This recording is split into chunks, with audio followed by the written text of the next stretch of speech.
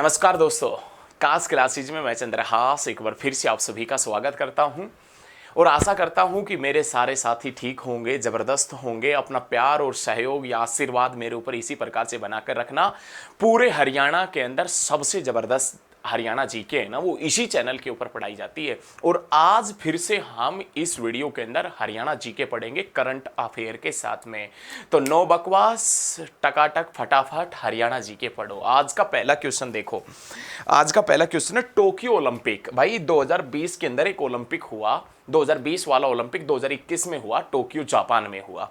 लेकिन Tokyo Olympic में कुल भारत के 126 एथलीटों ने हिस्सा लिया था। कुल भारत के 126 व्यक्तियों ने हिस्सा लिया था, एथलीटों ने हिस्सा लिया था। जिसमें हरियाणा से कितने हुआ करते थे तो आप बता देना, 31 हुआ करते थे। भाई टोक्यो ओलंपिक 2020 जो हुआ 21 में, जिसके गोल्ड मेडल जीत के आया था नीरज चोपड़ा भाला फेंक में, जिसका संबंध पानीपत से है। और पानीपत में उनका जन्म 1997 के अंदर हुआ था। लेकिन जो टोक्यो ओलंपिक 2020 हुआ है जापान में, वो टोक्यो ओलंपिक जिसमें टोटल भारत के 126 खिलाड़ियों ने हिस्सा लिया था, जिसमें हरियाणा से कितने हुआ करते थे? 31 हुआ करते थे। 31, ध्यान रखना दोस्तों, 31 हुआ करते थे। अब जिक्र ओलंपिक का आया है तो ध्यान रखना, आधुनिक ओलंपिक खेलों की शुरुआत 1896 में हुई थी। आधुनिक ओलंपिक खेलों की शुरुआत 1896 में हुई थी और भारत ने 1900 के ओलंपिक में हिस्सा लिया था। ओलंपिक प्रत्येक 4 साल के बाद होते हैं, लेकिन फर्स्ट वर्ल्ड वार और सेकंड वर्ल्ड वार के दौरान ओलंपिक नहीं हुआ। लेकिन ओलंपिक कितने वर्षों के बाद होते? 4 साल के बाद में ओलंपिक होता है। और भारत ने ओलंपिक में हिस्सा लिया था 1900 में। 1900 का ओलंपिक कहां हुआ था दोस्तों? पेरिस में। और 2024 का ओलंपिक भी कहां होगा? पेरिस में होगा।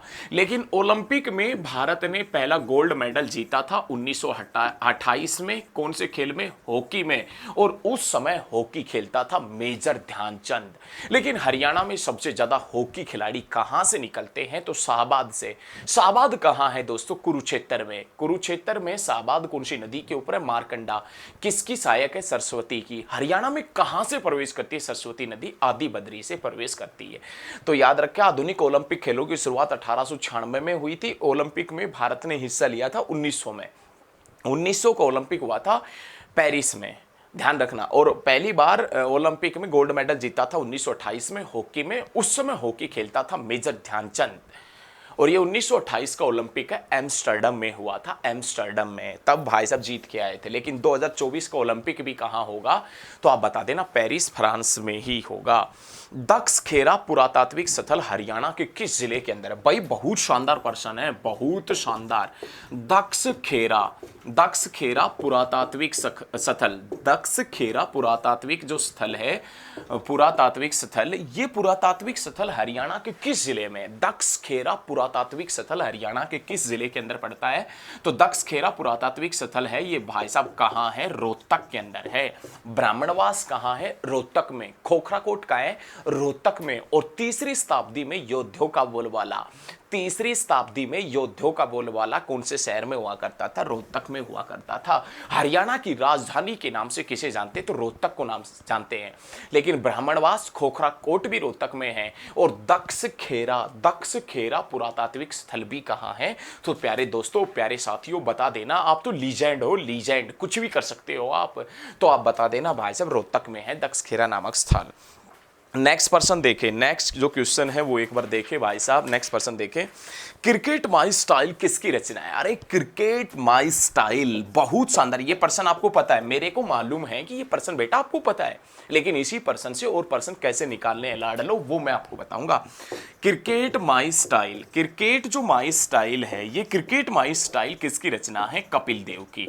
यहां तक तो बेटा आपको मालूम ही था सब कुछ, यहां पर तो लाडलो आपको सब कुछ मालूम था। लेकिन कपिल देव जिसका जन्म हुआ था 1959 में, 1959 में चंडीगढ़ के अंदर, सॉरी ध्यान रखना, 1959 के अंदर कहां हुआ था? चंडीगढ़ के अंदर हुआ था। किसका जन्म? तो आप बता देना, कपिल देव का जन्म हुआ था। लेकिन लाडलो ये भी ध्यान रखना कि ये कपिल देव जिसका पूरा नाम कपिल देव निखंज है, कपिल देव निखंज, जिसका संबंध चंडीगढ़ से। और हरियाणा में एक स्पोर्ट्स यूनिवर्सिटी है राई में, हरियाणा में एक स्पोर्ट्स यूनिवर्सिटी है राई में। उस राई वाली जो स्पोर्ट्स यूनिवर्सिटी है ना, उसका कुलपति है वर्तमान में। उसका कुलपति है वर्तमान में कौन, तो आप बता देना भाई साहब कपिल देव। ग्राम ग्राम बिलासपुर के शिवालिक तलहटी में कौन सा मंदिर स्थित है? भाई बहुत शानदार क्वेश्चन है। एक गांव पड़ता बिलासपुर, एक गांव पड़ता बिलासपुर, और ये बिलासपुर जो है ये कौन सी पहाड़ियों में स्थित है? शिवालिक की पहाड़ियों में। लेकिन गांव बिलासपुर शिवालिक की पहाड़ियों में कौन सा मंदिर स्थित है? तो आप बता देना दोस्तों मनसा देवी मंदिर। ग्राम बिलासपुर शिवालिक की पहाड़ियों में कौन सा मंदिर स्थित है? मनसा देवी मंदिर। और आपसे पूछे कि मनसा देवी मंदिर लाडलो कहाँ है, तो आप बता देना पंचकुला के मनी माजरा में पड़ता है मनसा माता मंदिर। मनसा माता मंदिर जो पंचकुला के मनी माजरा में पड़ता है। ध्यान रखना मनी माजरा के शासक गोपाल सिंह ने यह मंदिर 1815 में बनवाया था। ग्राम बिलासपुर, गांव बिलासपुर शिवालिक की तलहटी में कौन सा मंदिर स्थित है? तो आप बता देना मनसा माता मंदिर। सॉरी, याद रखना मनसा माता मंदिर, ध्यान रखना। और मनसा माता मंदिर कहाँ है? पंचकुला के अंदर पड़ता है, जो 1815 में मनी माजरा के शासक गोपाल सिंह ने बनवाया था। लाडलो साथ के साथ में लिखते चलो, बिल्कुल नए प्रश्न है और यही प्रश्न एग्जाम में आएंगे, देख लेना एग्जाम में यही प्रश्न आएंगे सबसे सटीक। नेक्स्ट प्रश्न देखो भाई, नेक्स्ट प्रश्न क्या है? फाग नृत्य समारोह किस महीने में किया जाता है? फाग, हरियाणा में फाग नृत्य समारोह किस महीने में किया जाता है? फाग का जो नृत्य होता है हरियाणा में, फाग नृत्य समारोह, हरियाणा में फाग नृत्य समारोह है वो किस महीने में किया जाता है? तो आप बता देना दोस्तों फरवरी और मार्च में। और फरवरी और मार्च में ही जब होली का त्योहार आता है तो उससे पहले होली के अवसर के ऊपर इनमें से कौन सा नृत्य किया जाता है होली के त्योहार पर? तो फाग नृत्य। और फाग नृत्य कौन से मंथ में किया जाता है? आपसे पूछे कि फाग नृत्य कौन से मंथ में किया जाता है, तो फाग नृत्य दोस्तों फरवरी और मार्च में किया जाता है। फाग नृत्य हरियाणा के अंदर फाग नृत्य कब किया जाता है? तो आप बताएंगे फरवरी और मार्च में किया जाता है। हरियाणा की किस झील को पिंचोखड़ा जोड़ के नाम से भी जाना जाता है? अरे भाई बहुत शानदार क्वेश्चन है, ये तो आपको पता नहीं है, बिल्कुल नया प्रश्न है, नया प्रश्न। हरियाणा की किस झील को, हरियाणा की किस झील को पिंचोखड़ा, पिंचोखड़ा जोहड़ के नाम से, पिंचोखड़ा जोहड़ के नाम से भी जानते हैं? तो आप बता देना भीमकुंड झील को। अरे भीमकुंड झील को, ध्यान रखना दोस्तों भीमकुंड झील को। अरे बहुत शानदार प्रश्न है दोस्तों। हरियाणा की किस झील को, हरियाणा की किस झील को पिंचोखड़ा, पिंचोखड़ा जोहड़ के नाम से भी जानते हैं? हरियाणा की किस झील को पिंचोखड़ा झील के नाम से भी जानते हैं, जोहड़ के नाम से भी जानते हैं? तो भीमकुंड। और ये जो भीमकुंड झील है ना दोस्तों, ये गुरुग्राम में है, गुरु द्रोणाचार्य की नगरी के अंदर भीमकुंड झील है, जिसको पिंचोखड़ा जोहड़ के नाम से भी जाना जाता है। आज तक ये प्रश्न नहीं पढ़ा होगा आपने, लिख लो इस प्रश्न को बड़े ही जबरदस्त तरीके से। नेक्स्ट पॉइंट, हरियाणा में कंडी परियोजना को किस संगठन द्वारा वित्त पोषित किया जा रहा है? हरियाणा के अंदर भाई ये कंडी परियोजना है, कंडी परियोजना। हरियाणा के अंदर जो कंडी परियोजना है इसको किस संगठन के द्वारा, इसको किस संगठन के द्वारा भाई साहब रुपए भेजे जा रहे हैं, या इसको वित्त पोषित किया जा रहा है, या इसको धन दिया जा रहा है? कंडी परियोजना। तो हरियाणा के कंडी परियोजना को जो धन दे रहा है वो विश्व बैंक दे रहा है, विश्व बैंक। और ये विश्व बैंक जिसका मुख्यालय वाशिंगटन डीसी अमेरिका के अंदर है। और विश्व बैंक की स्थापना दूसरे वर्ल्ड वार के बाद, दूसरे विश्व युद्ध के बाद जो देश तबाह हो गए थे, जिनकी स्थिति हालत खस्ता हो गई थी, उनको सुधारने के लिए विश्व बैंक की स्थापना की गई थी। और विश्व बैंक का जो मुख्यालय है वो भाई साहब वाशिंगटन डीसी में है। और विश्व बैंक का वर्तमान में अध्यक्ष कौन है? तो डेविड मालपास इसका वर्तमान में अध्यक्ष है। वाशिंगटन डीसी अमेरिका में, अमेरिका की राजधानी क्या है? Washington DC. और अमेरिका की खोज कोलंबस ने की थी, कब की थी? 1492 के अंदर की थी। नेक्स्ट प्रश्न, राष्ट्रीय अनुसंधान संस्थान करनाल, राष्ट्रीय अनुसंधान संस्थान करनाल की स्थापना कब की गई थी? राष्ट्रीय अनुसंधान संस्थान, राष्ट्रीय अनुसंधान संस्थान, अरे राष्ट्रीय अनुसंधान संस्थान करनाल, राष्ट्रीय अनुसंधान संस्थान करनाल की स्थापना कब की गई थी? तो भाई साहब 1922-23 के अंदर। राष्ट्रीय अनुसंधान संस्थान करनाल की स्थापना कब की गई थी? 1922-23 के अंदर।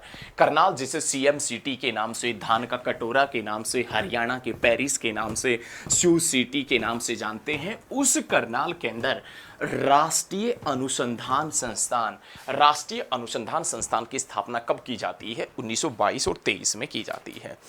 ककरोई सूक्ष्म जलविद्युत परियोजना की क्षमता क्या है? ककरोई जो सूक्ष्म जल विद्युत परियोजना है, ककरोई सूक्ष्म जल विद्युत परियोजना के बारे में आप देखो भाई। ककरोई सूक्ष्म जल विद्युत परियोजना, ककरोई जो सूक्ष्म जल विद्युत परियोजना है, हाइड्रो पावर प्रोजेक्ट है, सूक्ष्म जल विद्युत परियोजना। ककरोई सूक्ष्म जल विद्युत परियोजना है, ये भाई साहब कहाँ है तो आप बता देना, सोनीपत में है, सोनीपत में। कब बनी थी तो आप बता देना, 1999 में बनी थी। कितने मेगावाट से है? 300 मेगावाट से है। और अपने लिए आवश्यक पानी कौन सी नहर से प्राप्त करती है? पश्चिमी यमुना नहर से। अरे लाडलो, अरे लाडलो, ये पश्चिमी यमुना नहर कब बनी थी तो आप बता देना, 1879 में। पश्चिमी यमुना नहर कहाँ से निकाली गई है लाडलो?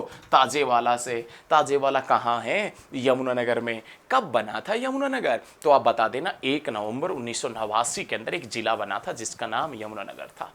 ठीक है ना, ध्यान रखना। नेक्स्ट पॉइंट, समुद्र, समुद्र का संसार, समुद्र का संसार के लिए हरियाणा का पहला साहित्य अकादमी पुरस्कार किसने जीता था? भाई हरियाणा का जो पहला जो साहित्य अकादमी पुरस्कार है, ध्यान रखना, एक क्वेश्चन से ही 2-3% निकल रहे हैं। वो कैसे निकल रहे हैं? हरियाणा का पहला साहित्य अकादमी पुरस्कार किसने जीता था तो आप बता देना, अशोक भाटिया ने जीता था। किसने जीता था? अशोक भाटिया ने। और इसकी रचना का नाम क्या है तो दोस्तों आप बता देना, समुद्र का संसार। समुद्र का संसार इसकी रचना का नाम है। हरियाणा के अंदर पहला साहित्य अकादमी पुरस्कार किसने जीता था? अशोक भाटिया ने जीता था। कौन सी रचना थी इनकी? समुद्र का संसार। और इसी रचना के उपलक्ष्य में इनको हरियाणा साहित्य अकादमी पुरस्कार से नवाजा गया था। ध्यान रखना। मोतीलाल नेहरू स्पोर्ट्स स्कूल राई कब बना? मोतीलाल नेहरू, अरे हरियाणा के अंदर एक स्पोर्ट्स स्कूल है मोतीलाल नेहरू के नाम से। और ये मोतीलाल नेहरू जो स्पोर्ट्स स्कूल है, ये मोतीलाल नेहरू स्पोर्ट्स स्कूल कब बना था तो आप बता देना, 1973 में। और दोस्तों मधुबन के अंदर, और दोस्तों मधुबन के अंदर मधुबन पुलिस प्रशिक्षण अकादमी, मधुबन के अंदर मधुबन पुलिस प्रशिक्षण अकादमी कब बनी थी? 1973 में। भारत में टाइगर प्रोजेक्ट की शुरुआत कब हुई थी? 1973 में। लक्षद्वीप का नाम लक्षद्वीप कब पड़ा था? 1973 में। और बनावली जो हड़प्पा कालीन स्थल है, बनावली जो फतेहाबाद के अंदर है, उस बनावली की खुदाई का कार्य कब हुआ था? 1973 और 74 में। अरे किसके नेतृत्व में हुआ था? RS बिष्ट के नेतृत्व में। बैलगाड़ियों के पहियों के निशान, मातृ देवी की मणमूर्तियां, जो के साक्ष्य हड़प्पा कालीन जो स्थल है, विकसित नगर है बनावली, जहां से ये सारी चीजें मिली है। जुते हुए खेत के साक्ष्य, मिट्टी का हल मिला है, मिट्टी का हल भी मिला है बनावली से। नेक्स्ट पॉइंट, नेक्स्ट पॉइंट देखें। एक गुड़गांव का जो जिला है, गुरुग्राम जिला है, उसका एक गांव पड़ता है इस्लामपुर गांव। उसमें भादो माह में कौन सा मेला लगता है? बहुत बढ़िया क्वेश्चन है।